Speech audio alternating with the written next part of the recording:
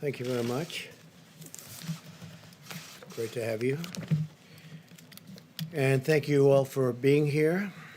My administration is taking new action to ensure that America has the medical resources and equipment needed to fight the global pandemic. It's been a brutal pandemic for over 150 countries all over the world.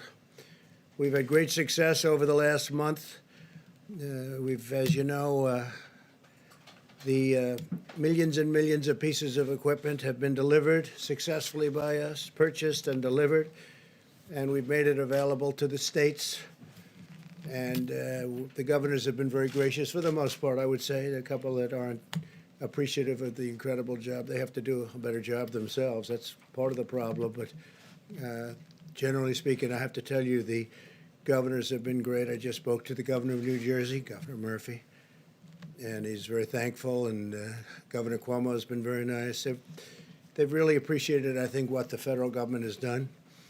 You look at the hospitals that are being built all over the country by the Army Corps of Engineers and FEMA. It's been really incredible. Nobody's seen it. They'll build hospitals in 2 or 3 days, portable hospitals.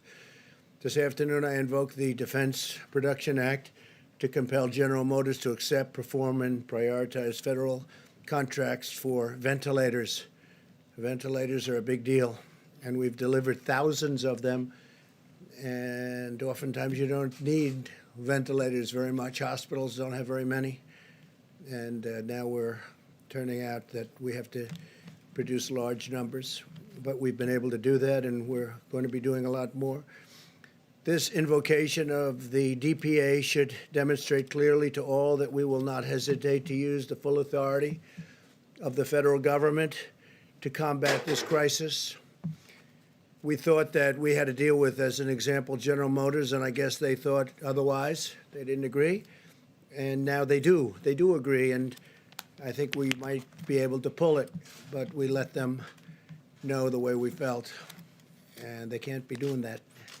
We'll work in partnership with the private sector, but where an emergency exists, and it's very important that we get to the bottom line, and quickly we will do what we have to do and immediately exercise all available lawful authorities to get the job done. This afternoon, I also signed an executive order investing, and very, very strongly investing, the Department of Health and Human Services and the Department of Homeland Security with the full authorities available under the Defense Production Act to respond to the outbreak of the terrible virus, the invisible enemy, as we say. My order also establishes that Peter Navarro, a very trusted person from the White House, and he's done an incredible job for me in terms of negotiation, in terms of understanding where the world is going economically. But my order establishes that Peter will serve as National Defense Production Act Policy Coordinator for the federal government. That's a very important position, more important probably than it's almost ever been in our country. And so I want to congratulate Peter and his family. I know he's going to do a fantastic job. He's been doing that job over the last few weeks. Peter is a PhD in economics from Harvard, has a master in public administration from the Kennedy School, also from Harvard. And he's a tremendous guy, and he will do a fantastic job. And I'd like to maybe ask, before I continue, Peter, to say a few words, please. Peter? Thank you, Mr. Thank you President. And of course, you know the Harvard joke. You can tell a Harvard man, you just can't tell them much, right? They can't tell. So, anyway, on a serious note, let me just give you a little idea of the Defense Production Act and why it is so important. We are engaged in the most significant industrial mobilization since World War II. We have a wartime president fighting an invisible enemy, and we have the full force of government coupled with the full power of private enterprise bearing down on this problem for the American people, sir. What we had to do today with President Trump's order with respect to General Motors, I want to give you a little background on that. We need industrial mobilization to make adequate ventilators, particularly in the very short run, to help the people of New York, Detroit, New Orleans, Chicago, Denver, Seattle, all around this country as this virus bears down. And the ventilators really are the most important thing for patients who become most seriously ill. They are literally the lifeline for people. And I've personally been working with FEMA, and I've been working with HHS and over 10 ventilator companies, making sure we can get what we need as quickly as possible.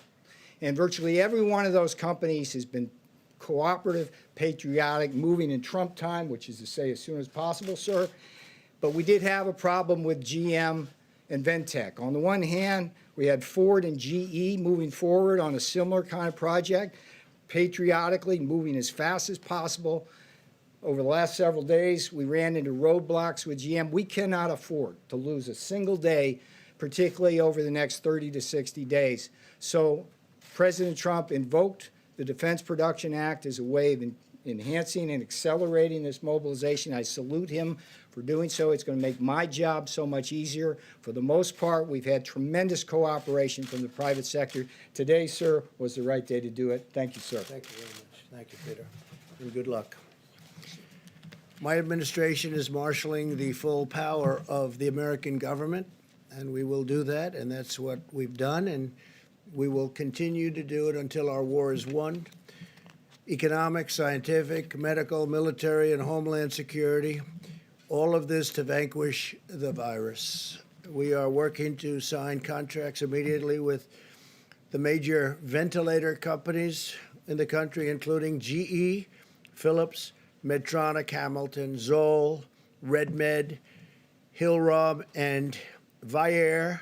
These are all companies that do this, great companies. The FDA will be reducing and waiving unnecessary regulations in order to get this done. We're going to be getting rid of certain, let's say, barriers to speed. We want them to get it done quickly. They've been doing it for a long time. They've been making ventilators for a long time.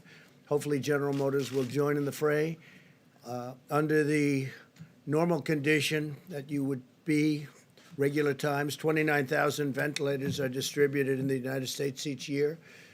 In the next 100 days, well, first of all, we've already delivered thousands of them, but within the next 100 days, we will either make or get in some form over 100,000 additional units. And I guess to put it in other words, in the next 100 days, we'll receive over 3 times the number of ventilators made during a regular year in the United States.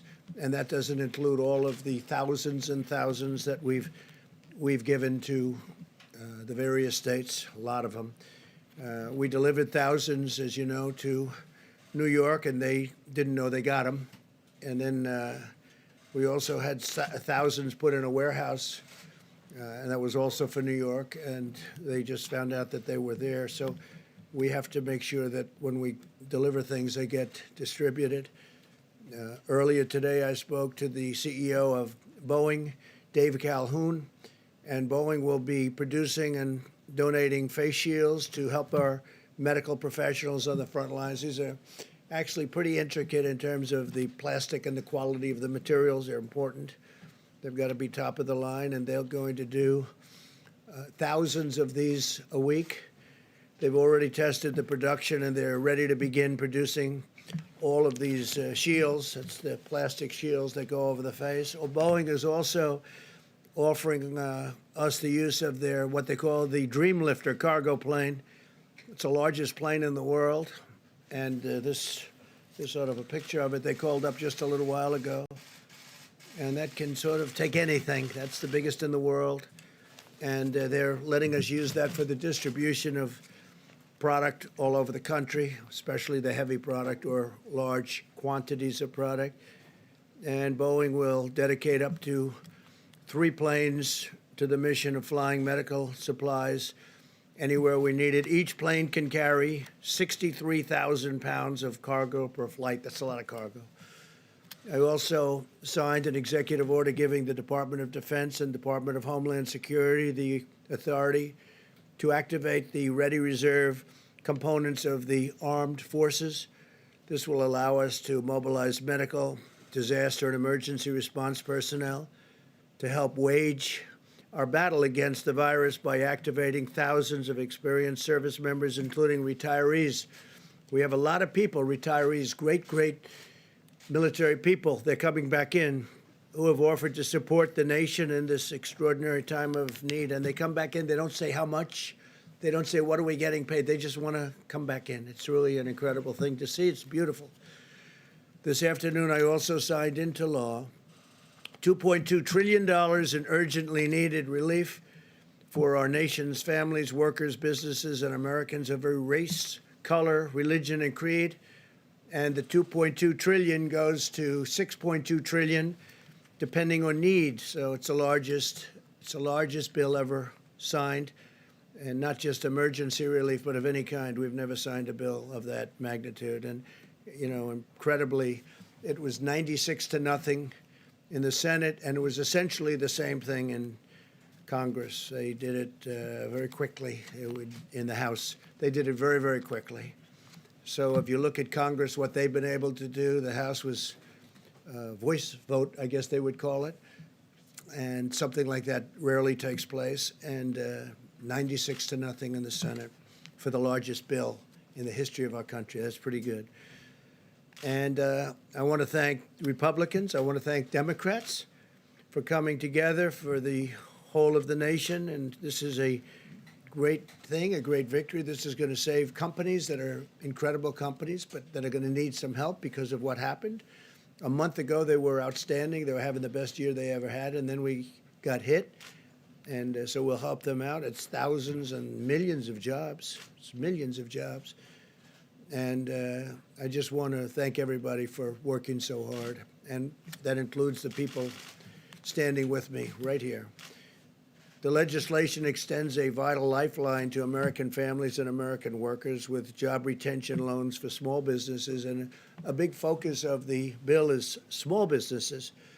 They're really they're the energy. They're whatever you want to call it in terms of our nation. They push.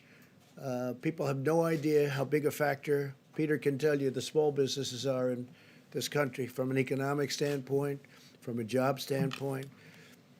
We expand the unemployment benefits for workers very substantially, and direct cash payments will be going to American citizens, substantial. This legislation also provides a massive increase in funding for hospitals, for the Disaster Relief Fund, and critical supplies, including masks, respirators, and pharmaceuticals of all types. And speaking of pharmaceuticals, as you know, we're working on vaccines. We're getting some good response, and we're working on therapeutics and cures. And we have some very interesting things happening. This afternoon, Apple launched a new tool created in partnership with our task force, the CDC and FEMA. Any individual who is concerned that they might have the virus can now download the free COVID-19 app on their iPhone and answer a set of simple questions about their symptoms and risk factors. It's getting to be a very modernized system indeed. They'll soon receive HHS recommendations on what to do next, including whether they should get tested or not. And again, we only want people to get tested if we think they need it.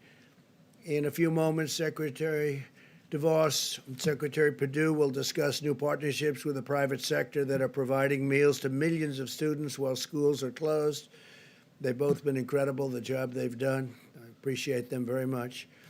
We're grateful for the assistance of Niran Chaudhary, CEO of Panera Bread Company. They've been so incredible to us. And to the people of our country, and Denton McLean, chairman of McLean Global Logistics, and they've joined us. They're on stage with me. They're going to speak. Throughout this ordeal, I've been awed and inspired by the American people more than anything else, more than anyone else. Americans of every walk of life have followed the guidelines, shown incredible compassion, and sacrificed greatly on behalf of their fellow citizens.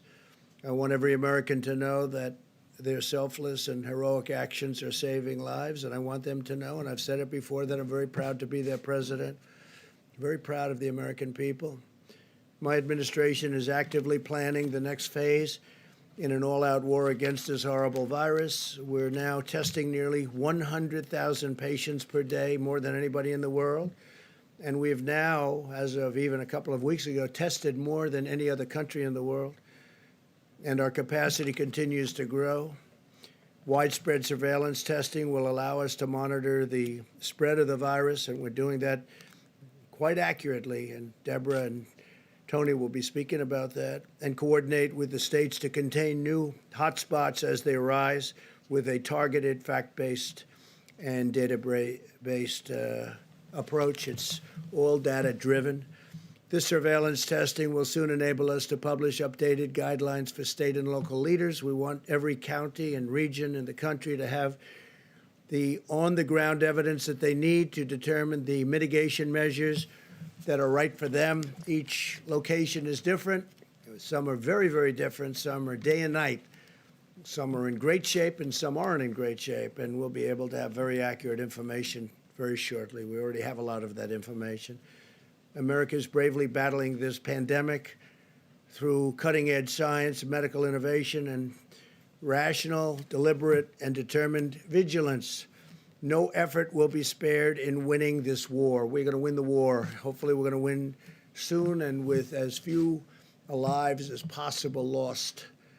You see what's going on all over the world. You see the lives. You see Italy. You see Spain. You see all of these countries going through so much, going through such hell. And we're all in very strong communication. I can tell you our professionals are dealing with them every day. Many of the countries. So many countries, but many of the countries we're dealing very directly and closely. And we're going to be in very good shape in terms of certain equipment that's very hard to get, very hard to manufacture, and at the right time we'll be distributing that equipment throughout the world to other countries. Boris Johnson was asking for ventilators today. As you know, he's tested, unfortunately, he's tested positive, and that's a terrible thing. But he's going to be great. I'm sure he's going to be totally great. But they want ventilators. Italy wants ventilators. Spain wants ventilators. Germany wants ventilators. They're all calling for ventilators. Well, we're going to make a lot of ventilators, and we'll take care of our needs, but we're also going to help other countries. So I just want to thank everybody. I want to thank our great American citizens, and a lot of incredible things are happening, really happening, and it's too bad.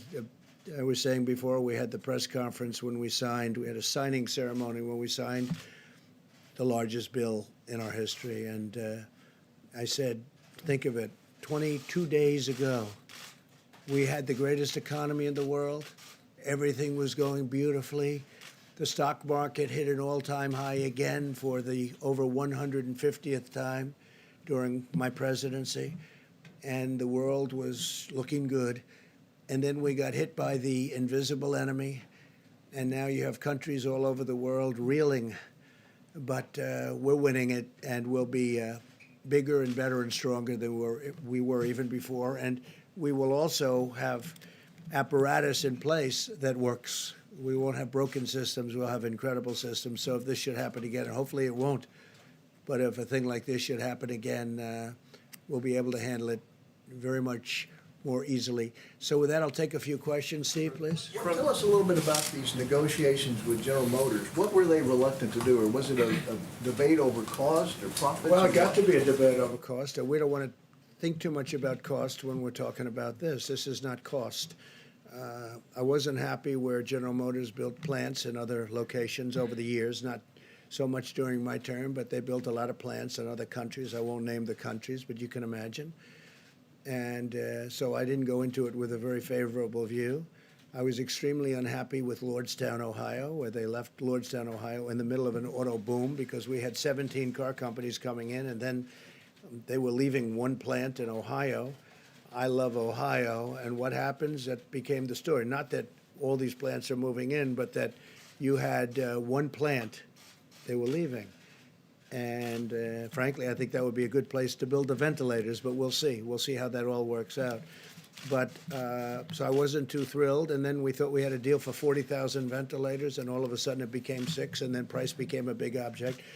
But Peter Navarro is going to handle that, and Peter will do a very good job. We'll see. Maybe they'll change their tune, but we didn't want to play games with them. Yeah, Mr. President, two questions for you. One on state quarantines and the other one on the search for treatment. The first one, over the last 24 hours, governors in multiple states, including Florida, Rhode Island, have issued quarantine orders for travelers coming from The other quarantine states. orders? Quarantine orders, yeah. And they are intercepting people on highways, at airports. They say this is at the recommendation of your administration. Is that true? And if so, why doesn't your Well, I think I'm administration going just... to let Tony speak to that a little bit later, but we're being very strong on quarantine. We're being very strong on people not leaving, especially certain states, and going to other states where they have less of a problem. I mean, you're hearing constantly about people leaving New York and going down to Florida. And New York obviously is a hot spot, and that's why we're building all those hospitals in New York and all those medical centers in New York. So we'll let Tony answer that. But specifically, you have to understand, we're not playing games. John? Mr. President, if I could come back to the invoking DPA. This morning you tweeted about it, and I'm told it was coincidentally, not long after that tweet, Ventec and GM announced that they had reached an agreement to at their Kokomo, Indiana plant, which is a clean facility that makes electronic equipment, Yeah. produce up to 10,000 ventilators a month, with the first ones to be delivered in a couple of weeks. So why the need after that to invoke DPA? It wasn't after, it was before. And we just were not getting there with General Motors. We weren't getting there. We were getting there with a lot of other companies, and we have the people that are doing it for me in the room right here. And we can talk to you later about it. But we have to get these people on board. We're not looking to get into a big deal on price. We're not looking to be ripped off on price. We don't want prices to be double, triple what they should be. So General Motors, we'll see what happens. But now they're talking. But they weren't talking the right way at the beginning, and that was not right to the country. If I could just follow on that, Mr. President, last night you told Sean Hannity you didn't think that there was a need for 30 or 40,000 ventilators, yet today you basically federalized General Motors to produce tens of Well, thousands. What I did think something there's a change? very good chance we won't need that many. And I think, frankly, there's a great chance that we're not going to need that many. But you know what? There are a lot of other people that are going to need them. We have countries all over the world that are friends of ours, and we will help those countries. We're in a position to do things that other countries can't. So we have sort of an interesting position. We can make them because we're going to be making over 100,000 pretty quickly. So we can make them. And if we don't need them, John, that's okay, because we can help Italy and we can help UK, Boris Johnson specifically. I mean, when I say, how are you feeling? And the first thing Boris said to me is, we need ventilators. So surplus will be Oh, sold absolutely. We're not going to be keeping her. All over the world, they want them, and we're in a position to make them, and other countries aren't.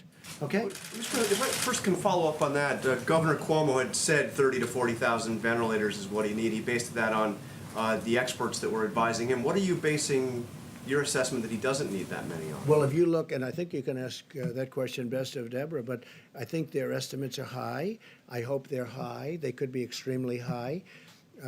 We're doing even hospitals based on pretty high estimates. You know, I'm doing them anyway.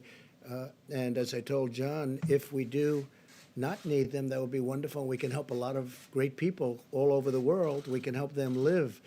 But I think his estimates are going to be very high. We're going to see. Don't forget, we sent thousands of ventilators to New York, and they didn't know they got them. Then we sent thousands of ventilators to New York. They have a warehouse, a New York warehouse in Edison, New Jersey, which is an interesting thing. And we sent them to Edison, New Jersey. They were in the warehouse, ready to go, and New York never took them.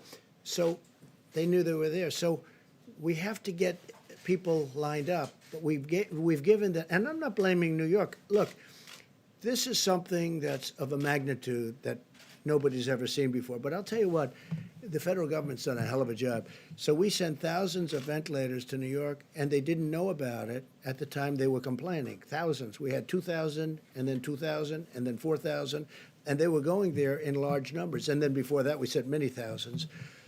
We want to have so many that we do have more than we need, because we can send them to other great countries, and other countries that have been our friends, and they'll never be able to do it themselves.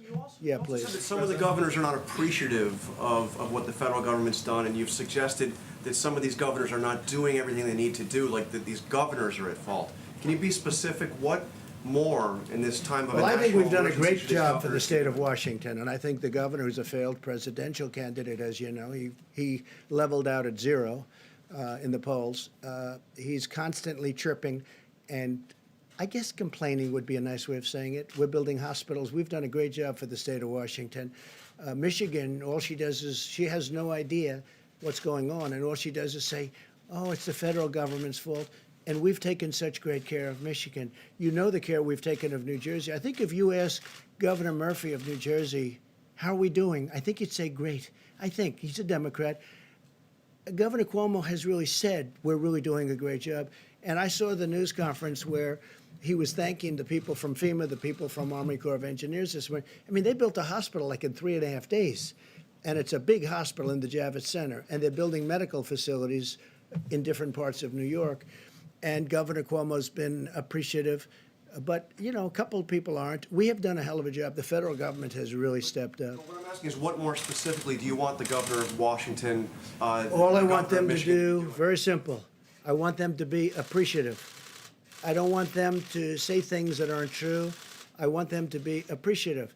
We've done a great job. And I'm not talking about me. I'm talking about Mike Pence, the task force. I'm talking about FEMA, the Army Corps of Engineers. There's no country in the world could have done what the Army Corps of Engineers has done and is doing. Now they're going in and building they're going into hotels and renovating hotels. That should be for governors to do. That should be for states to do. We have the Army Corps of Engineers so teed up and so stocked up, and they're really psyched, and they're incredible. And there's no games with these people. They're in there screaming, get it done, get it done. There's not like sitting around taking it easy. These are workers. These are incredible people. So I think the Army Corps of Engineers, when somebody, for political reasons, wants to blame, I view that as blaming these incredible people. Nobody's ever seen it. I don't know if you've been to the Javits Center. Now, I've seen it. I would love to go there, but with all that we're doing, we will be tomorrow at the hospital boat. We have this incredible hospital boat. It was supposed to be ready in 3.5 weeks because it's under maintenance, a big maintenance contract. We were able to get it done quickly. We were able to stock it up to the top, and it's leaving tomorrow at 2 o'clock. It's leaving Virginia. It'll be in New York on Monday, weeks ahead of schedule. I think even the media, I think the media and governors should appreciate it. And I have to say, the media's been pretty good, and the governors have been really good, except for a couple. And with them, it's just political. How's Trump doing? Oh, well, I don't know. Let's blame. Because we have done a job the likes of which nobody's seen. So it's the words they're saying that you're concerned I about. think they should be appreciative, because you know what? When they're not appreciative to me, they're not appreciative to the Army Corps, they're not appreciative to FEMA. It's not right. These people are incredible. They're working 24 hours a day. Mike Pence, I don't think he sleeps anymore. These are people that should be appreciated. He calls all the governors. I tell him, I'm a different type of person. I say, Mike, don't call the governor of Washington. You're wasting your time with him. Don't call the woman in Michigan. Well, it doesn't make any difference what happens. The governor of Washington? No, you know what I say? If they don't treat you right, I don't call. He's a different type of person. He'll call quietly anyway, okay? But he's done a great job. He should be appreciated for the job he's done. Yes, ma'am. Given that older Americans are advised to stay at home and avoid travel, is it absolutely necessary for you to go to Norfolk, Virginia tomorrow to wave goodbye to the ship? No, but I have spirit for the country. We have sailors, we have doctors on that ship, we have everything. I'm not going to be jumping around in a huddle. But, yeah, I think it's a great sign. The President of the United States, they got a ship out of maintenance, completed all the work in a fraction of the time. It was supposed to be there for 3.5 additional weeks, and they got it done, and it's in great shape, and they're sending it up. So the answer, it's a good question. It's a fair question. I just feel that as the leader of our country, when they can do work like they've done, and they've been working all day, all night, medical supplies, everything, loading up that ship, I don't think it's the worst thing in the world. It's right down the road practically, right, Virginia. And I think it's great if I go to Virginia. I guess I could take helicopter or plane. It's like a tiny trip. And I think it's a good thing when I go over there and I say thank you. It doesn't mean I'm going to be hugging people, and it doesn't mean that I'm going to be shaking people's hands and everything. But I think it sends a signal when the president is able to go there and say thank you. So, we'll be careful. Peter? Mr. President, on the stockpile of supplies for a pandemic, yesterday from the podium, you blamed your predecessor, saying that when you arrived as president, you said, quote, "We took over an empty shelf." You've been president now for more than 3 years. Why didn't you and your administration fill that shelf? Yeah, I did. We did fill it twice. We filled it twice, and we've been distributing that for literally a year. So why are we We've in been this position, filling I guess out. Americans are Nice asking. question, Peter. Thank you very much.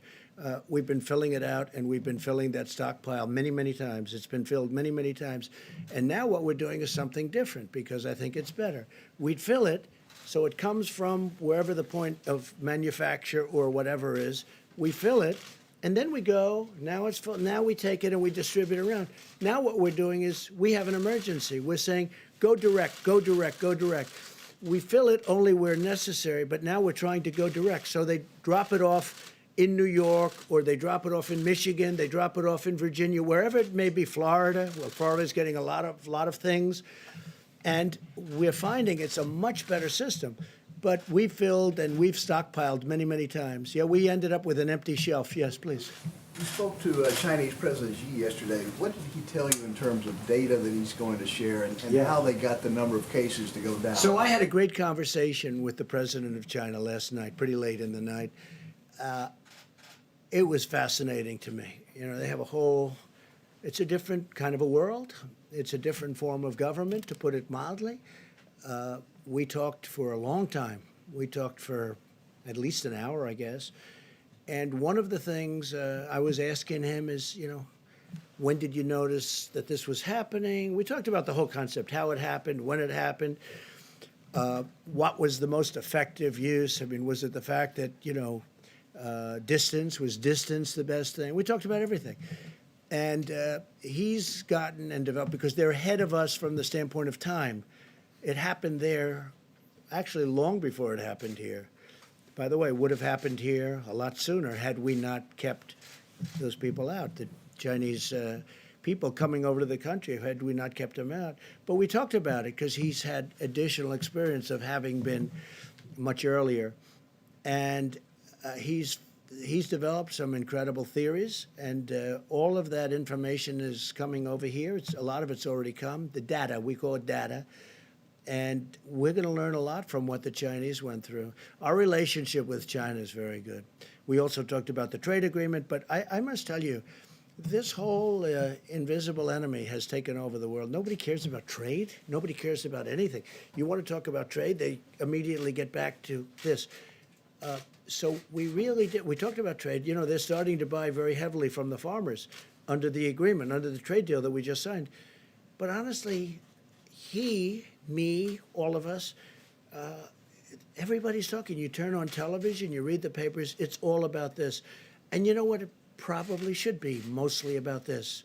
It's hard to talk about, hey, how you doing with buying from the farmers? They have started very, very large buying, as you probably have read. But what we really focused on was this. I also said, how have you done with cures, and how have you done with respect to vaccines? We discussed that. And, you know, they're doing like we're doing. They're working on it very hard. They think they have some interesting things have been determined, and we'll see what happens. But we talked a lot about vaccine. We talked a lot about possible cures.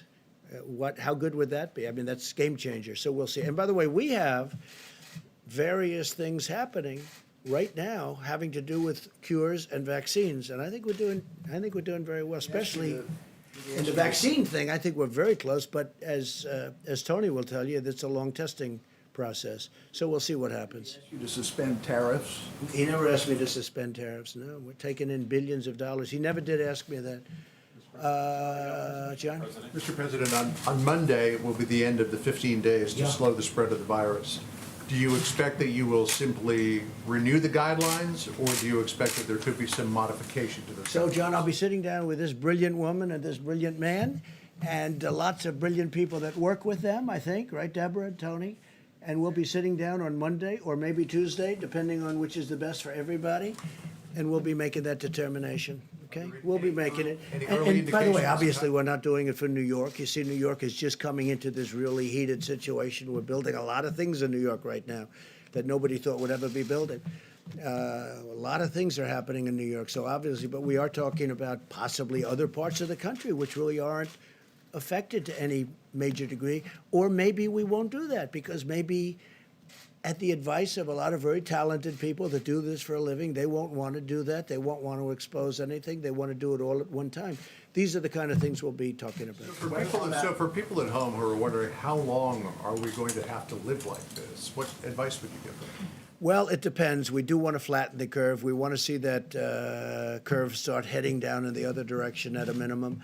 And we really have to talk about areas of the country that have not been affected or certainly have had a very small effect. And we'll see. I certainly want to get it open as soon as possible. I don't want it to be long, but we also want it to open safe. Otherwise, what did we do? So could it be months? I hope not. I hope it's going to be sooner. I hope it disappears faster than that. I really think that the people of our country have done a great job. I looked last night, I was watching, and I'm looking down Madison Avenue and Fifth Avenue. John, there were no people in the street. I mean, normally you wouldn't be able to see the sidewalk. There'd be cars all over. It'd be like rush hour stuff. I'm looking at it, and I'm saying, I can't believe it. There are no cars. There are no people. There wasn't one person on Fifth Avenue walking down the street. I've never seen that before. You know, I guess maybe at 1 o'clock in the morning, 4 o'clock in the morning maybe, but I've never seen that before. The people have been incredible. They've really been, when you talk about distancing, social distancing, I mean, you know, we don't have a law. We're not going to put them in jail, and yet they're really, I think there's two things. Number one, they are afraid, and number two, they really are wanting to win this thing. Yes, please. I wanted to ask you about United Airlines said today that they're worried that there's not enough money for them in the $2.2 trillion bill that you just signed, and that at the end of the sort of aid period, which would be the end of September, where the restrictions on layoffs come off, that they could be seeing significant layoffs. Sure. And so I was wondering what your reaction to that was, and what the administration might do to prevent. So yeah, sort of sure. a It's a good question. We have brilliant people. We have a tremendous amount of money, and we have brilliant people that I'm taking from Wall Street with Secretary Mnuchin, who's done an incredible job, a brilliant guy. I'm taking from Wall Street people that I've known, that you all know, the top people in the world. They don't want money. They don't want, I mean, will they get something? I guess maybe they'll get, who knows, peanuts, what they want compared to what they would normally get. I'm taking the smartest, the most brilliant people in the world in finance, and they're going to be dealing. I'm not going to hire somebody that's never done it, that's a political person or anything else. We're getting the most brilliant financial minds in the world. I know all of them. You know all of them. I mean, you read about all of them. I guess some you don't read about, and they're probably the smartest of them all. But the fact is, we're taking these brilliant people, and they'll be dealing with United, and they want to help. Look, the airline business, I'll tell you right now, the airline business has always been a tough business. It's always been a very tough business, tough to make money with. It's got every barrier you can have, that business has. But for our country, it's very important. We have to take care of our country. We need the airlines to stay. It's also big for jobs. So we will be able to handle United, and we'll be able to handle Delta, and we'll be able to handle all of it. We have plenty of money. Now, will we end up owning large chunks, depending on what these great geniuses decide, along with the executives of the different companies? You know, it's possible. And they'll make a better deal on the loan, but the taxpayer will then end up owning a big chunk of companies. As an example, Boeing. Boeing, until a year ago, was the greatest company, I think, in the world by far. There wasn't anything close. I believe it was 1% of GDP, okay? Think of it. One company, 1% of GDP. It was flawless. Then it had the problems, and then it had on top of it this whole thing with the virus. So Boeing will probably need a hand, and we're going to bring Boeing back to health. But we have the smartest people in the world. We have the smartest, I don't even know if you know that. I think this could be the first time you've heard it. People like Larry Fink we're talking to, and that's BlackRock. And we have, you know, the smartest people. And they all want to do it. They all, I mean, this to them, they love this country. They all want to do it. So we're speaking to people like that, and they'll be able to work it out. I guess my question is, there's probably a tension between bringing companies back to economic health and protecting people's jobs. And I'm wondering if you're going to intervene and ask Treasury Secretary No, I think they're the Mnuchin same thing. I mean, you know, bringing people back to health and protecting people's jobs. To me, and I'm okay at this stuff, that's the same thing. I'm in a much different position as president than if I were an investor or something. But I want to bring them back to health because I want to preserve their jobs, but I also want to preserve airlines because that's preserving lots of other jobs. That's preserving the travel and leisure industry, which is perhaps the largest industry in our country if you add it all up. You add up all the hotels and all the traveling and all the planes and everything else, probably by far the largest industry in our country. So saving the airlines is very important. And the airlines were all doing well. You know, the airlines were doing record business a month before this today, let's say. Even 22 days to be exact, right? When we first started seeing some real signs of problems. They were at record levels. Last year, they had a record year, the biggest in the history of the airlines. Everybody was doing well. I mean, I was presiding over the most successful economy in the history of the world. And now we're going to have to rebuild it. And I think we're going to have an absolute incredible fourth quarter. You know, maybe it's slightly after that, to be honest. But it's going to be in that time period. As soon as we get rid of this, I think we're going to have an explosion upward. It's going to be incredible. Please. Mr. President, Florida Governor Ron DeSantis has issued some of the fewest restrictions in the country, yet Florida has the highest percentage of elderly in the country. That's true. Do you believe Governor DeSantis is handling this well? Do you have I do confidence? because he's a very talented guy. He's a very good governor. Everyone loves him. He's doing a fantastic job for Florida. He was not happy with the people coming down from New York. You know, they're flying down from New York, and he had a state and has a state with, you know, obviously a lot less problems. Florida's been doing really well in the sense of testing. The testing has shown much better results. I mean, they'll talk to you about that later. But no, he was very unhappy with the people coming down from New York, and I understand that. No, Ron's a very tough guy. He's a great governor, and I have tremendous confidence in him. And, you know, he had the beach situation. He resolved that. He will get it all resolved. Yeah, please. I have two questions, Mr. President. First, yesterday in your letter to the governors, you said that you want to categorize certain counties of high risk, medium risk, and low risk. Practically speaking, how are you going to enforce that? How can you stop people from You have high to go risk, louder. for example? You have to speak louder. Sorry. How are you going to stop people from going from high risk areas to low risk areas? In your letters to the governors. We have some very, very strong restrictions, but you're right. I don't like it. So we're seeing how it works. The data is coming in on Monday and Tuesday, and we're going to see how it looks. But, you know, can we go to a tougher level? We can, but that causes other problems. We're going to see, and we'll be reporting back very shortly after my meetings with Tony, Deborah, and others that we're going to be meeting with, and our vice president. We're going to be reporting back to the media, okay? Please, corner. Thank you. Hi, Mr. President. Owen Jensen with EWTN News. Yes. Millions of school kids across the country are home, including my own, bored, restless, learning a little bit online, but it's better in the classroom. You know that. Yeah. And my kids, they're crawling the walls and climbing the walls, and my wife is about to lose it. Right. So many of them are watching right now. What would you say to those kids right now? Elementary school, middle school, high school. What would you tell them right now who are watching from home? I would say that you are a citizen of the greatest country anywhere in the world. And we were attacked like nothing that's happened possibly since 1917, many, many years ago. We were attacked. And we're winning the battle, and we're going to win the war, and it's not going to take, hopefully, that much longer. But we have to win the war.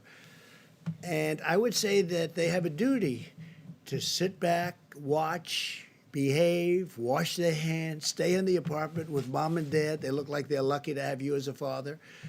And just learn from it. But, you know, the young people have been tremendous. Some of them are very happy not to go to school. You understand that. Perhaps yours, perhaps not. But we have literally had no problem. But again, they should just sit back and be very proud of our country because we're doing it for them. You know, ultimately, we're doing it for them more than anything else, if you think about it. The other thing that's nice, and the one thing that has come out, and I learned this, again, it was reaffirmed by President Xi last night in my conversation. The young people are really, it's an incredible phenomenon, but they are attacked, successfully attacked, to a much lesser extent by this pandemic, by this disease. this, whatever they want to call it. You can call it a germ, you can call it a flu, you can call it a virus. You know, you can call it many different names. I'm not sure anybody even knows what it is. But the children do very well. It's almost the younger they are, the better they do. I guess the immune system is, sadly for some of us, their immune system is stronger. But actually, I'm very happy about that. But they have been attacked, for instance, the Spanish flu. And if you look at the H1N1, the spine, if you take a look at the swine flu, which was, as you know, not so long ago, that attacked very strongly young children, kids, middle-aged people, everyone. Age is a factor here, so your children should be in good shape. But just tell them to be very proud of the country, okay? Just to follow up real quickly, when does the risk become an acceptable one to allow people to go back to their lives? Maybe Well, we're Dr. going to make Fauci that would- determination. And you're going to have something to do with that. And look, we're going to be guided also. You have some real strong feelings. The media, I'll tell you what, the media generally, I mean, I've impressed, a lot of the media has been fair. I'm not used to fair treatment in the media. I don't know. I don't know how to handle it. But the media has really been, overall, I think the media has been pretty fair. Some not. I mean, I could tell you who, but what's the point? But the media has really been fair. I mean, they view this as that we're all in a problem together and we're going to win. We're going to win. Please. Yes, thank you, President Trump. New York is currently the epicenter of the outbreak in the U.S. with about half of the cases. Yeah. Yesterday, Kellyanne Conway laid a lot of the blame for that on the mayor, pointing out that he told people to go about life as normal and he resisted closing schools and businesses. I'm wondering if you agree, and also if I could ask you your thoughts on the stimulus bill preventing aid to your businesses. Do you think that's fair, and what are your thoughts on that? Well, that's not happening. I mean, I think they wrote us out, and that's all right. But that's not happening. As far as the mayor of New York, I'll be honest, I didn't know him well. He and I are obviously opposite persuasions, and we would go at it, but we didn't, I don't know if we ever spoke other than to maybe say hello a couple of times. I did down at the World Trade Center Memorial once a long time ago. So I've spoken to him a lot, Mayor de Blasio, and we've really had incredibly productive discussions. I've gotten him a lot of people. We've gotten him a medical center. He's asked for, at Elmhurst, I know Elmhurst Hospital very well. I mean, that was an area of Queens that I grew up in. And boy, you talk about an epicenter. That's really the epicenter of the epicenter. That's really something. We talked about it because that was, very close to where I grew up. And knowing it, being so familiar with it, it's incredible to see where they have the trucks. I don't have to go into great detail, the refrigerated trucks coming up, and I've never seen anything like it. I've spoken with Mayor de Blasio a lot in the last week. We've helped him, I think, a lot. And I've really gotten to like him. I get along with him very well. Now, he wants us to do certain things, and we've produced. I mean, today I spoke to him with the Secretary of Defense, Esper, and we had a great conversation, and we're helping him get some of the things he needs. I don't have to go into great detail, but he's very happy about what we were able to do for him today. And he's like us. He's working very hard. But I can't say anything bad about Mayor de Blasio. I mean, my relationship with him over the last couple of weeks has been excellent, and we've done a good job for him too. Yeah. On the governors? Please. There's been a lot of talk about ventilators and PPE and that kind of thing, but what about hospital capacity? And are you, prepared for the stories So we're that are doing going to that. Great come question. We're increasing capacities. when hospitals can't? Right. We're actually adding on through the Army Corps of Engineers. This is a big job, and we're doing it in many states, not just New York and California. By the way, Gavin Newsom's been terrific, I have to tell you, the governor of California. We're getting along really well. We're working hard for him. As you know, the hospital ship, the other hospital ship, and they are incredible, that just arrived in Los Angeles, fully stocked. But Gavin Newsom has been really good, and so many of the governors have been good. And these are governors that I've been fighting with about different things for a long time, the forest fires in his case, and the border, and all sorts of things. And here we are, getting along very well. So, and I appreciate his nice words. I really do. I really appreciate it. And the people with me appreciate it.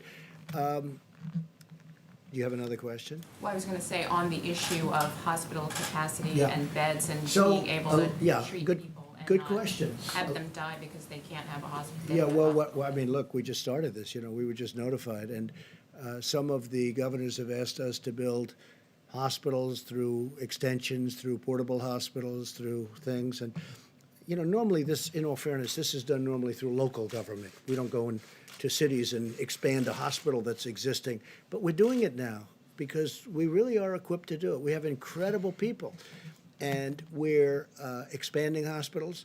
We're building many portable hospitals, not only Javits Center, where you have 4, plus you have 4 medical centers, but we're doing it in New Jersey, Governor Murphy. We're doing it in other states. We're doing it in California.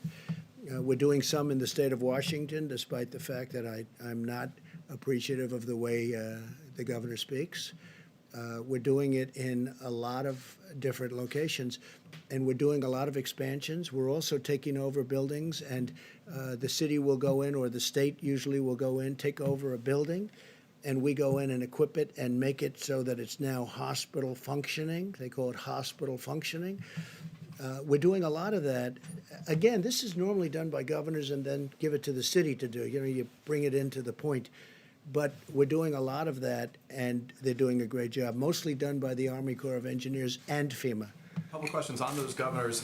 You and your team obviously have had classified briefings on the pandemic, I assume, for a while now. Were the governors included in those briefings that you would have got in January and February? When That I did you don't warn know. the governors, as you would have had the information first? Yeah, well, they say I had classified briefings a long time ago, which wasn't true, but we've had briefings, and as I know it, the governors have also had many briefings by the federal I guess, to government. tell them this thing was coming. This was a. Oh, I think a we bullet knew. point. I think we knew for a while. But if you take a look, I was the first one to say to China, and I have great respect for China. I will tell you that. But I was the first one when they had the problem to say you can't come in. And if you go back, that's a long time ago. So if I can follow up. Mr. President, on this question of ventilators, I understand you have a question whether or not New York needs as much as they want. Governor Cuomo is saying 21 days from Here's now. what we're going to have. Are you ready? We're going to have more than we're manufacturing a lot of them now. We're accumulating a lot. We're taking a lot through the act. We're taking a lot. We're actually taking them. And we're going to have, in a very short period of time, and Peter's doing it along with some very talented people, some really talented people. It's very impressive, actually. But we're actually taking a lot. We're going to have plenty. And if for some reason, John, if for some reason you're going to need even more, we're going to be prepared. As an example, we've given out thousands and thousands, which I think you'll know. We accumulated thousands. We give them out. But we right now, I think in the stockpile, we have over 10,000. The reason we don't want to distribute that is for exactly what you're saying. If there's a mad rush in New York, or maybe in Louisiana, or maybe someplace else, we don't want to have given out all of those units, the ventilators, and then in those sections, we give them to Iowa, but they didn't have a problem in Iowa. We give them to Idaho. We give them to lots of different places. And now we have to try and get them back, which is never easy to do. Here's my question. No, John, what I'm saying is this. We are prepared for things that nobody has any idea that we'd be prepared. And you know what? When I took this over, it was an empty box. We didn't have testing. We didn't have anything. We had a broken system there. We had a broken system with stockpiling. We had a lot of broken systems. And I'm not just blaming President Obama. You go long before that. But in all fairness to all of the former presidents, none of them ever thought a thing like this could happen. But we have right now 10,000 ventilators in stockpile. We are ready to go with those ventilators. What we don't want is where we distribute the ventilators like we did in New York and they didn't need them or they didn't know or they didn't use them. If we need them in New York, we're going to have plenty. Now, we're getting a lot of ventilators in the next short period of time. A lot of ventilators are coming in the next short period of time. We're manufacturing. We went to all of the companies. I read their names. We went to all of those companies. They are going to go, I would say, round the clock, Peter. Is that right? They're going round the clock. Is 100 days fast enough, like you said? Is that fast enough to get 100,000? Because some of these Let's people put need it this 3 way. weeks. Let's put it this way. We've distributed thousands and thousands already. Normally, these would be bought by states, just so you understand. Normally, these would be bought by governors. They were, I don't want to say unprepared, but nobody was prepared for this. What we've done, nobody can even imagine. And by the way, I've had governors tell me, including Democrat governors, They said, we can't believe you've been able to do this. And you go to other countries, and we're not only competing against states, because we don't want to compete against states. We've had a couple of cases where states were buying, we were buying, and I said specifically, because I heard about it, pull back, let the state buy it. Immediately, the price goes way down, and they end up buying it. But we're also competing against many countries, because many countries need the ventilators.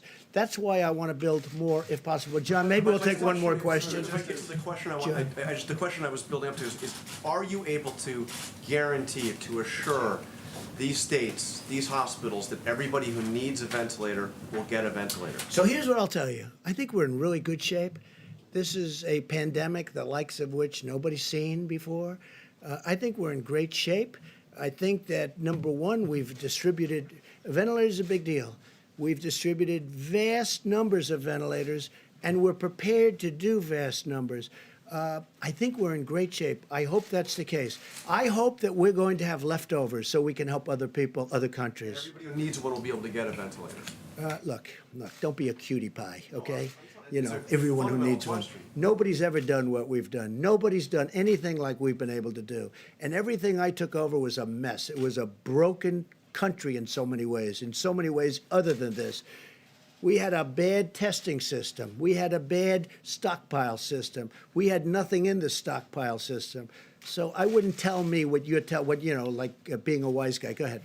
Mr. President, you signed a bill today the size of which could choke an entire herd of horses. And before you even had a chance to put pen to paper, people were already talking about the need for phase 4. Yeah. Do you see a need for phase 4, and where do you think the priorities would lie? There may be something where we're going to help states, because the states have been hurt very badly. And the beautiful thing about our country is 6.2 trillion, because it is 2.2 plus 4. It's $6.2 trillion. And we can handle that easily because of who we are, what we are.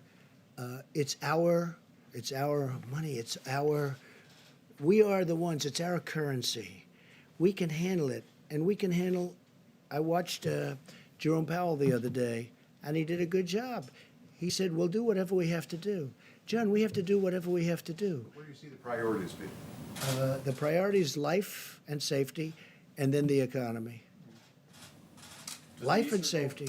Does the Easter goal stick? It seems like earlier in the week you said we love Easter, but now it seems like it could be longer. A lot of things People can. are heading into a long weekend. Yeah. What do you tell those folks who think they're going to have to wait this out for a while? I tell them, if it's your life, then it's your safety. And if we need more time, they're not going to have a problem waiting it out. It's life, it's safety, and it's our country. But we have to take care of people. At the same time, we want to get them out. They want to get out. Our country was built on that. But we have to make sure it's safe, and everyone knows that. Okay, one more question, please. Has your thinking changed over the last 30 days? Thank you. Both the World Health Organization, as recently as today, and your own health officials have said that any treatments that we use for coronavirus should be scientifically demonstrated to be effective. But at the same time, you've said that chloroquine, as an example, could be used as a cure very soon. So is the WHO and your health officials wrong on this point? Are they? So hydroxychloroquine, which is supposed to be the better of the two, seems to have some good backing. We're going to see. Look, Governor Cuomo, we've given him 10,000 units. It's a lot. And they're testing it. It's a malaria drug. It's also a drug for arthritis. But and it's phenomenal for those two things, as you probably know, especially for malaria. But we're going to find out soon. I hope it works. There are signs that it could be doing well. They are testing 10,000 units. It's a lot. And I tell you what, I want to thank the FDA because they approved it immediately. Based on the fact that it was already out for a different purpose, they approved it immediately. So, look, hydroxychloroquine is a very powerful drug for certain things. And it's a very successful drug. There's reason to believe that it could be successful here. Now, the reason I disagree with you, and I think Tony would disagree with me, but the reason I disagree with you is that we have a pandemic. We have people dying now. If we're going to go into labs and test all of this for a long time, we can test it on people right now who are in serious trouble, who are dying. If it works, we've done a great thing. If it doesn't work, you know, we tried. But this is not something that's going to kill people. So we can go in and we can test, or we can take our time. When I was with the FDA, you know, they indicated that, well, we'll start working on it right away, and it could take a year. I said, what do you mean a year? We have to have it tonight. If we don't have it tonight, I want to test it immediately because it's on the market in a different form. So we know that. So from a safety standpoint, at least, we know that. But you're talking about giving it to people who in many cases are dying. So we want to do it the way, this is sort of like right to try. We got right to try approved. For 44 years or more, they couldn't get it approved. We have the best labs, the best doctors, they couldn't get it, I got it approved. Now if somebody's terminally ill, and if we think we have something that's going to work, we can actually use it. They can use it. And I'll tell you what, you ought to do, when this is over, you got to do a story on that, because we have had some tremendous results. Just before you go, could I ask you something that just popped on Wall Street Journal? It says, headline, the Trump administration plans to suspend the collection of import tariffs for 3 months, according to administration officials. True or not true? It's not even talk to me about it, just more fake news, John. Look, not even talk to me. They're talking about, the only one I've heard that from, like as an example, China pays 25% interest on $250 billion worth of product that they send in. That's a lot. Everybody keeps saying, oh, are you going to suspend the tariffs? Well, the answer is no, but President Xi never even brought it up last night. It wasn't even discussed. It's fake news. Tell the Wall Street Journal. You know, the Wall Street Journal does a lot of fake news, too. It's pretty amazing. So I want to leave you by just saying I want to thank you for being here. I want to thank the American public and all of the people that have helped so much. And we're going to give the podium to Vice President Pence, who has been incredible. And if he's tired and if he's not answering questions like he should, we have a great reason, because he hasn't slept in about 4 weeks. But I want to thank him because he has dedicated, I mean, he is a dedicated person long before this, but the job he's done has been fantastic. So I want to thank Mike, all the people on the task force, and FEMA, and Army Corps, everybody. You've been fantastic. Thank you all very much. Thank you, Mr. President. Mr. President. Thank you.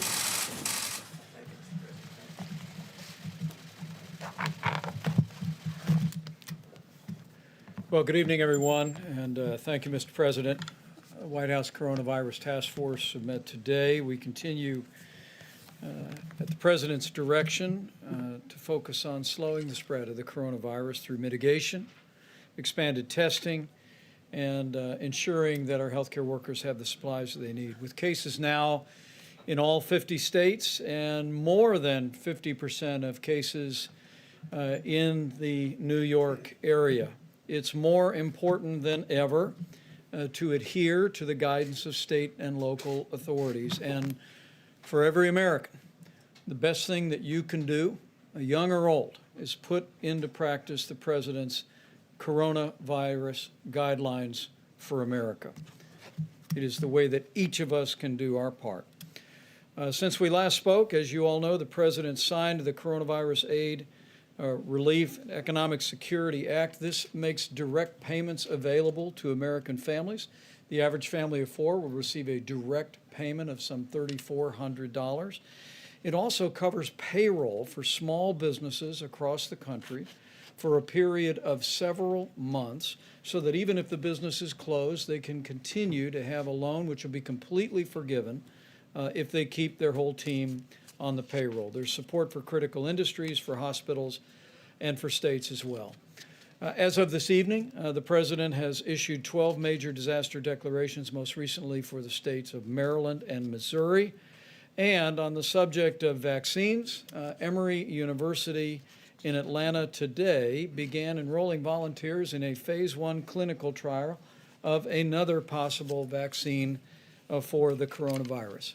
On the subject of testing, testing is available in all 50 states, and as a great credit to our partnership with commercial laboratories across the country, this morning it was reported that more than 685,000 tests have already been performed, and we are particularly grateful to the American Hospital Association, whose members are now reporting into the CDC and FEMA in real time, giving our experts more visibility on those that have contracted the disease around the country. The President mentioned this, but it's worth mentioning again. Apple has a new app out, It is a screening tool that'll help Americans determine whether they should be tested. It has a easy format, question and answer. If you have issues about whether or not a test is appropriate for you, you can use the new Apple app to accomplish that as well. On the subject of supplies, the President spoke about the priority that we're placing on personal protective equipment and especially ventilators, and I will not add to that. I can tell you that this weekend we'll be reporting on aggressive efforts that our supplies stabilization task force at FEMA is taking to import medical supplies from around the world. We're working as we speak on an airlift from a number of countries around the globe to deliver very important medical protective equipment to the United States. At the present moment, you've heard the numbers, but from the Strategic National Stockpile, we distributed more than 7 million N95 respirators or masks, more than almost 3 million face shields, more than 8,000 ventilators, and donations to the Strategic National Supply. We've mentioned Apple donating some 9 million masks that can be used by healthcare workers, but Merck recently announced plans to donate 500,000 masks, USPS 500,000 masks, and a little company called Puritan in Maine is actually in the business now of manufacturing swabs. So businesses large and small all across America are rising to the challenge. As the President noted, he will attend the embarkation of the U.S. Navy ship Comfort tomorrow from Norfolk. The U.S. Navy ship Mercy arrived in Los Angeles today. We will continue to focus resources and supplies on those areas around the country that have seen significant outbreak. But let me send a word to hospital workers around the country. We continue to hear anecdotally and occasionally see in media reports people who have concerns that their hospital may be running short on personal protective equipment in the days ahead. We just encourage you to alert your hospital administrator. Hospital administrators, please alert your state health director. Tonight, Administrator Gaynor at FEMA will be speaking to all of the state emergency directors in America to talk about the availability of resources, but also encouraging them to have a plan to perhaps even use their National Guard to move medical equipment from storehouses to hospitals. We'll be working very closely with state emergency managers on issues of logistics. But today, we're fortunate to be joined by two members of the Cabinet who have been very busy making sure that the children of America have the meals that they need while school has been suspended in so many places around the country. Secretary DeVos and Secretary Perdue are going to share some exciting news and progress that we've made in feeding children who need nutrition assistance while schools are closed. The truth is many underprivileged kids would not be getting school meals apart from the fact that as we stand here today, our administration has approved waivers for all 50 states to give them flexibilities to work with local partners to get meals to children that are in need, and also a nationwide waiver to allow parents to pick up meals. But what's most exciting today, as our two cabinet secretaries will reflect, we have private sector partners, a few of whom are with us today, who are helping us speed important meals to children and to families around the country. You'll hear in a few moments from the chairman of McLean Global Logistics and also the CEO of Panera Bread about the work that they are both doing to literally deliver millions of meals to American families.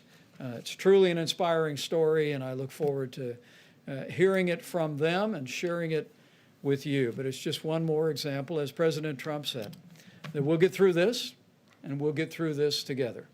Not only a whole of federal government approach, working with all of our state partners, working with healthcare authorities at the local level, but also working with businesses that have been willing to step up and stand at the point of the need and be there for the most vulnerable and help us meet the needs of our children and of our families. And on behalf of the President and a grateful nation, we thank you. Madam Secretary.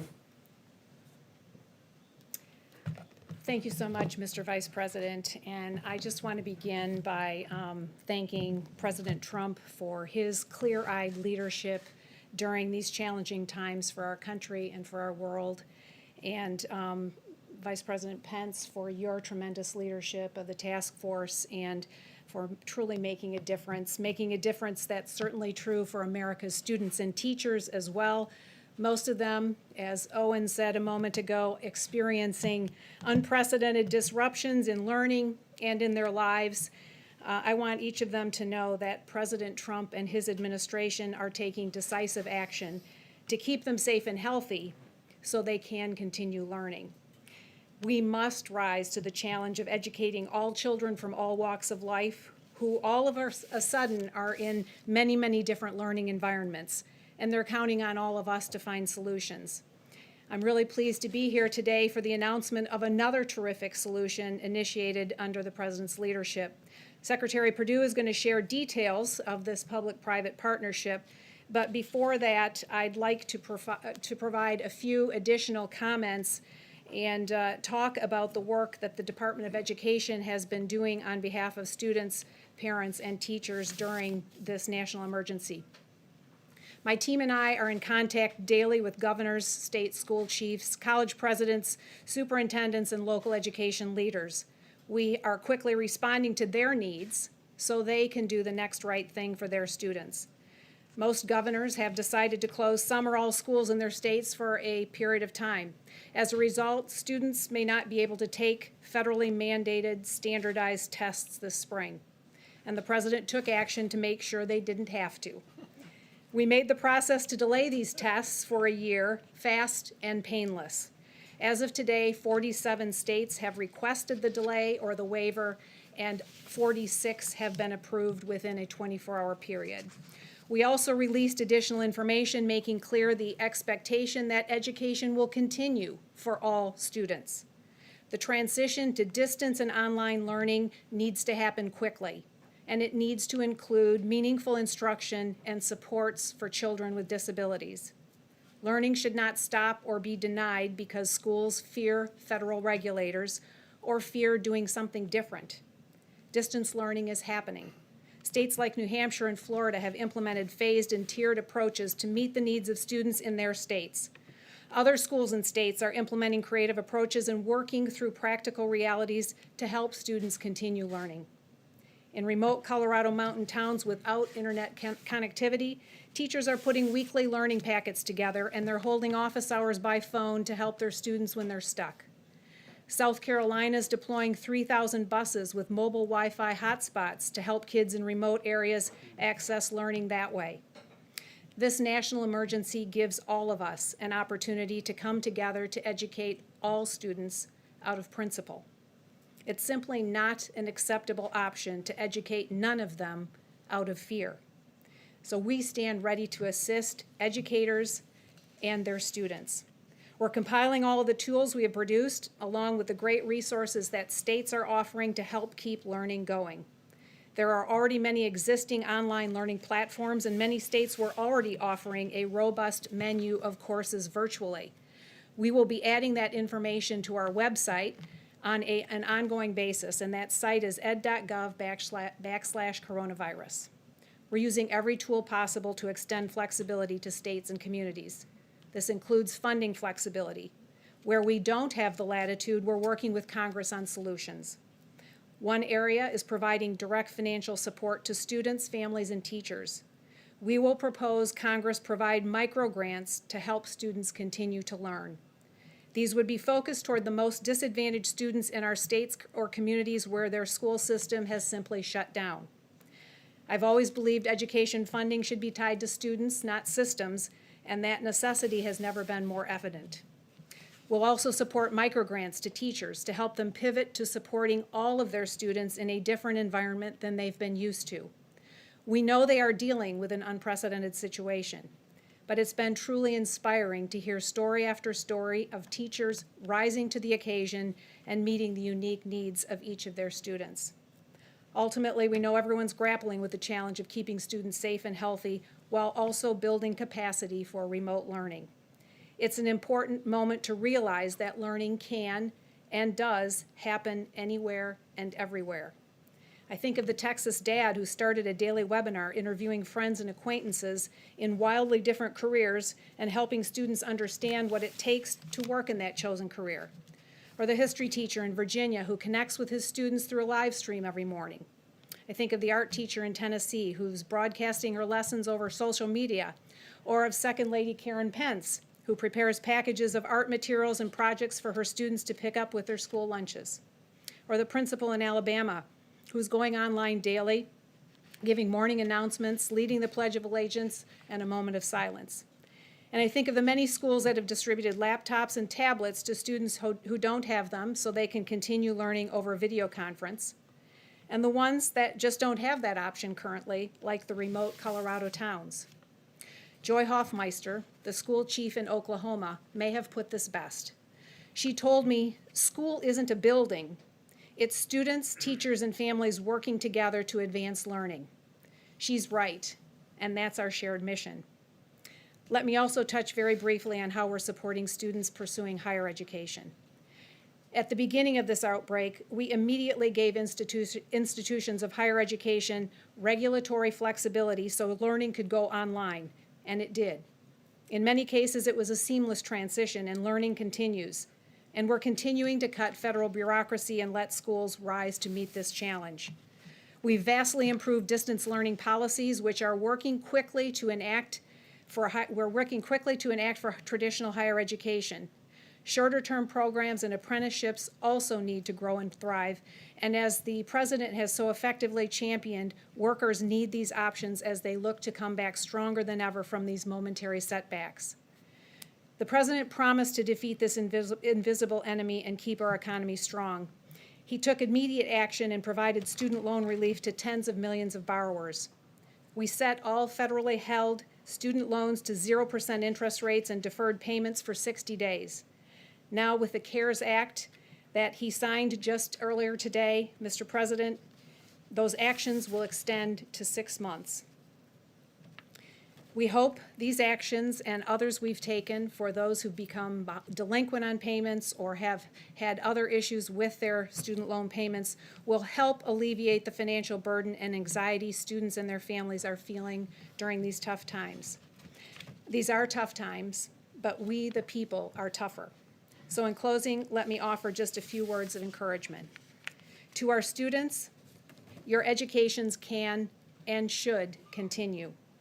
Learning can happen anywhere, and we will help make sure it does. We believe in you. To our teachers, we will support you and help you. You are doing great work. Keep it up. And to every parent and family, we know these are challenging times, but it's in the face of great challenges that Americans have always risen to the occasion and embraced greatness. And I know we'll do that once again. I thank again the President and the Vice President for their leadership on behalf of America's students and on behalf of all of us. And now I'll turn to my friend Secretary Sonny Perdue to share more on how we're working together to help support student nutrition. Thank you very much, Mr. Vice President. While our dedicated educators are out there trying to continue to fill our kids with knowledge even when they're not in a school site, USDA is working very hard to continue to fill their tummies. You may know that many of these children receive breakfast and lunch at their school sites, and our federal government participates with our dedicated school nutritional and lunch professionals throughout the country, and we have issued waiver after waiver to make this flexibilities available for things that make sense when children cannot congregate in a singular location. That's one of the first waivers we issued, and when Congress gave us the authority to issue more, we are turning those waivers around in rapid speed, really less than 24 hours. So we're very fortunate that we've got a great team at our Food, Nutrition, Consumer Services team working 24/7 to make sure that our kids continue to be fed. It's a great partnership that's happening out there. I want to mention one other simple but very important point about another matter that your listeners and readers may be very interested in. That's the food supply chain. USDA obviously is intimately involved in the food supply chain. We've worked with all those producers, even the ones who provide the equipment and materials for our farmers and cattlemen and producers out there to make sure they have what they need. They're part of the critical and essential workforce there to continue. And the good news is those folks are staying on the job. Those who've grown it, those who are processing it, our inspectors who are grading it just the same way they always had, those folks who are delivering it, packing it, delivering it, stocking those shelves, and checking out those customers. That's the great news about our food supply chain. And it's a great American story, Mr. Vice President, under your leadership, the President's leadership. This is that whole of America approach. Federal government can't do it all, but we got great partners out there in the food supply chain, as well as our food nutrition services and our partners in our school nutrition services doing a great job to continue to get these meals to kids there.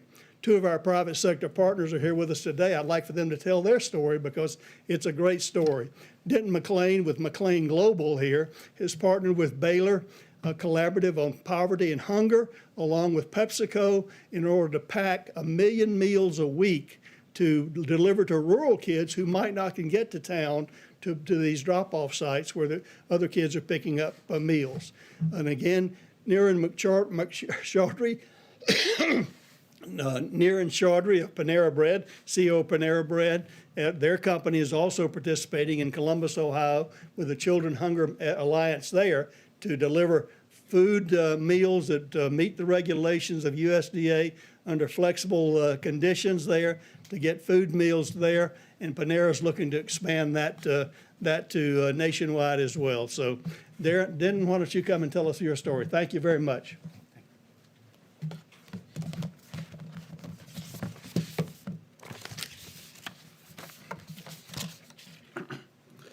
Thank you. Mr. President, Mr. Vice President, Secretary Perdue, and Secretary Voss. Right now, there's a lot of focus on our large cities and the enormous challenges that they face. But imagine this. You live in Iberia Parish, Louisiana, or you live in the Nome Borough in Alaska. Your schools are closed, and normally your children get 2 meals a day at school. Both parents are working from home, but mom and dad just can't get to town where meals are being offered for pickup. That's about to change, and change for the better. Because of this USDA program, McLean Global will source, secure, receive, organize, assemble, package, label, and then deliver boxes straight to a child's home. And here's another big difference. For the first time, we'll be able to offer shelf-stable meals that will last 2 weeks. That's a true game changer for rural families. It's happening because of the President's order to do whatever it takes to get the job done. Everyone knows that tons of paperwork can be like lighter fluid for a great idea, and this is a great idea. We field tested it in 2019, and it worked. You've heard today about the administration's work on this project. Here are some other important partners in this effort. We have Baylor University. They will provide sponsorship and oversight. In addition, we are deeply appreciative to UPS and the United States Postal Service, and we are joined by PepsiCo Company to help get this accomplished. Because of this collaboration and our tireless employees, I can report to you the boxes are ready to ship. And after all, this is all about the children who must be fed during this crisis. We stand ready to serve. Thank you, Mr. President and Mr. Vice President, for caring about the specific needs for the children who live in rural America. Thank you. I want to welcome Niran Chaudhry, CEO of Panera Bread. Good evening. Thank you, Mr. President and Mr. Vice President, for your leadership. It's an honor to be here, and I'm deeply grateful for the opportunity. This is an extraordinary time, and I passionately believe that at such times we must all come together and do our very, very best to contribute and make a difference. At Panera, our mission is simple. It is about ensuring that good food is accessible to everyone, especially those who are the most vulnerable, such as children, and especially at a time like this. And we are absolutely determined to make a difference in this regard. Today, we are announcing a partnership with USDA and Children's Hunger Alliance to serve freshly prepared, wholesome meals to children in the entire state of Ohio to begin with, and hopefully after that to expand that program across many other states in the country.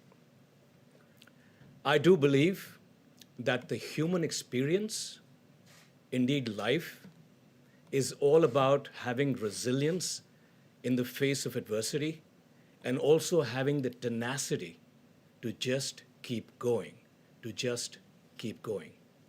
And at Panera, our associates and our franchise partners live that spirit every single day. They are resilient and they're tenacious. And on their behalf, I pledge that we are committed to do the right thing for the country and help serve those who need it the most at this very important time. We are ready to serve. Thank you very much. Outstanding. Thank you so much. Thank you so much. Thank you for your business's incredible generosity. And I'll actually allow the two business leaders to step out if you'd like. We appreciate you so very much on behalf of the President and a grateful nation. Before we go to questions, I'm going to invite Dr. Birx and Dr. Fauci to step forward with a few reflections on what we're seeing in the data.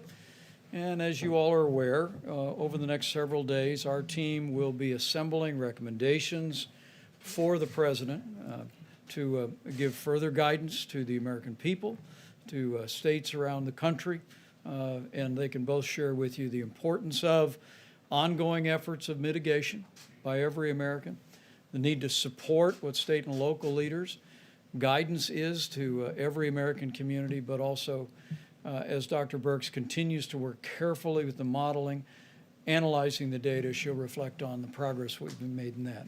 Deborah? Great. Thank you, Mr. Vice President.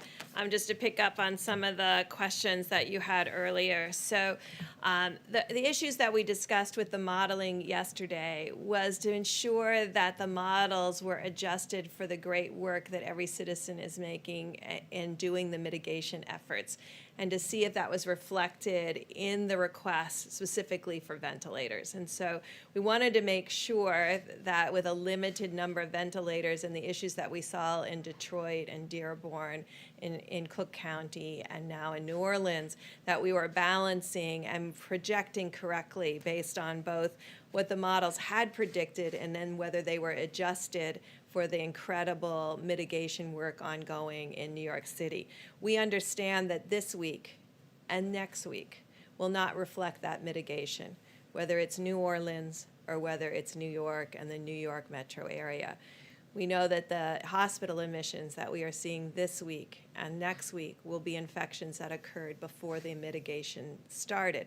But we wanted to make sure going forward that the needs reflected that. That was what was adjusted in the Ferguson model for the UK, and I know you're following that very carefully. They believe strongly that the mitigation methods that were put into place that informed our mitigation methods, we all were working off of that same model, and I want to make it clear that those models, those flu models, have been incredibly helpful to really predict what would layering of these different mitigation methods, from social distancing to staying home if you're sick, to staying in that household, to quarantine everybody in the household if anyone is positive. Now, there are other countries that took different approaches, and I want to be clear because we did hear from both China and South Korea. But it's always important that you adopt and adapt it to your community and the reality of your country. We do this around the world. You can't ever just take an off-the-shelf approach and then put it into action in your community. You have to understand your communities. And so although both China and South Korea removed people who were positive from their households and segregated them away from their families, we did not think that our Americans would adopt and adapt to that situation. And so that's why in our guidelines we asked people, if there is a family member, to try to self-isolate in the household, and so that that person is still there in the household. So I just wanted to be clear that, yes, we all heard about what China and South Korea did. As much as we could, we adapted them to the American situation, as the UK has done also. And we just wanted to make be really ensured that all of the requests for the stockpile reflected the great work that the American citizens were doing in each of these areas to ensure health. And then finally, I know there was a question about requiring quarantine. I want to make sure that everyone understood when we talked about New York residents who had gone to other places, it was for them to voluntarily self-isolate and take care of themselves because we felt like they could be exposed. And we really wanted to alert them that the rates in New York City were high and were increasing, and that they were probably exposed during some of the most exposure time period before the mitigation efforts went in. So this was really about a health of our New York citizens that then chose to go to other places, both to protect themselves and to protect others. So hopefully that's clear to everyone about those issues. We continue to look at the data every day. We really want to applaud the laboratory testing that is helping us. It will help us very much when we can get full surveillance up in many of our communities and surveillance around those most vulnerable, particularly in nursing homes and long-term care facilities, so that we can more rapidly test both the workers and the occupants in those communities. Thank you. Yeah, thank you very much, Mr. Vice President. Today, just a few hours ago, I had the opportunity to get on a telephone call with the people who are on the front lines, the people who are actually in the ICUs or in the hospitals from all of the areas that are being hardly hit, including New York. And I'm not a supply person. I'm a physician, a scientist, and I do vaccines and I do drugs, but I am a member of the task force, and I do take very seriously the responsibility that we have to those individuals to get them the material that they need. We've heard discussions about this, ventilators, personal protective equipment, masks, and things like that. They are doing an amazing job up there. And I just want to have a message to them, which I told them over the phone, that as a member of the task force with my colleagues here, we're going to do everything we can to make sure that they get everything they need at the time that they need that, because they are doing an amazing job up there, and I salute them. Thank you. Great. We'll take a few questions. John? Just do a quick one to Dr. Burks. Yes, please. I asked you, I think it was about 8 or 9 days ago, about the data from all these tests, and you had suggested that there would soon be a website where we would see all the data. Are we closer to that? When do you expect that? Do you have any data to give us tonight? 'Cause as far as I can tell, this has not been publicly released yet. Yeah, no, thank you. I've learned as Tony has described, we've learned that when a community is educated, we all do better together. And so it's important to get that information out when we start talking about where the virus is, what the % positives are, and really inform communities so that they can make decisions, so that people can take protective measures for themselves and for their families. And I find that it's important, yes, for us to have the data, but it's equally important for the state and local governments as well as the communities. We are still, because we worked very hard to get it into the first bill, but it was changed to state and local labs, and obviously 95% of all the tests are being done in the commercial labs. So in this recent bill that was just approved, it is mandated that all commercial labs need to report. And so you'll have that data when we get the data comprehensively from all the commercial labs. Well, it was passed today, so hopefully we'll expect it tomorrow. Guys, only one more question. Dr. Fauci? About the guidelines, if I can, Dr. Burks or Dr. Fauci, whomever, what is the testing standard here? Are you going to need to test people who are well or only people who are symptomatic? Obviously, let's say in an Omaha, 10 people walk into a hospital, 5 come in, they're all tested positive, 5 go home, they may still be positive. What is your standard in order to make these recommendations? So I'm glad you asked, because the important thing about testing, it only tells you if you're positive or negative that day. You could become positive the next day.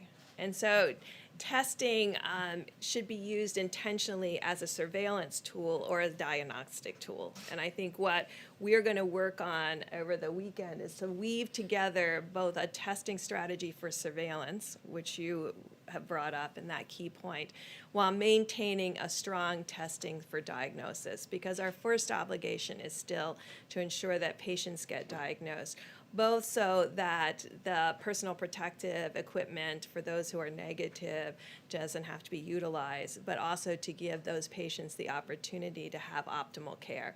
And I think Dr. Fauci mentioned this a few minutes ago. The things we have learned over the last just 3 months was a lot of information about how best to ventilate patients. I think that has been shared across communities and across clinicians around the globe. We never previously had an experience where a lot of people had to be ventilated prone. So this kind of information that has been shared has been critical to improve the survival of the patients that we have in the United States of America. And we really want to applaud the countries who've been giving all of us that information and sharing it across the clinical network. One quick thing to Dr. Fauci, if I could. Dr. Fauci, Sunday will mark 1 month since the first death from this new disease. I wanted to ask you a bit of a philosophical question. I've known you for 25 years. You've been through HIV, AIDS, MERS, SARS, West Nile virus, Ebola, all of that. How has this nation changed since that first death 1 month ago? Well, this is truly an unprecedented situation that we're going through. As you mentioned correctly, John, I have been through everything from the very beginning of the very uncertain days with HIV/AIDS. Cumulatively, if you look at what's happened with HIV/AIDS over the 38 years that we've had it, the burden and the suffering and the death has been enormous, historic. But it came over a period of time. There was the fright in the beginning. What we're seeing now in actual real time is something that's unprecedented. This is something that we have never seen before, at least in our generation. They've seen something maybe like this back 100 years ago. And we're really being challenged to not only learn in real time, to be able to respond in a way that is helpful and effective, but we're also in uncharted waters. And I think that's the thing that I find different, is that the waters are uncharted so that it isn't as if we have an example of how to do it. You know, we have an extraordinary confrontation on the health and the welfare of the globe, particularly, you know, for us here in the United States.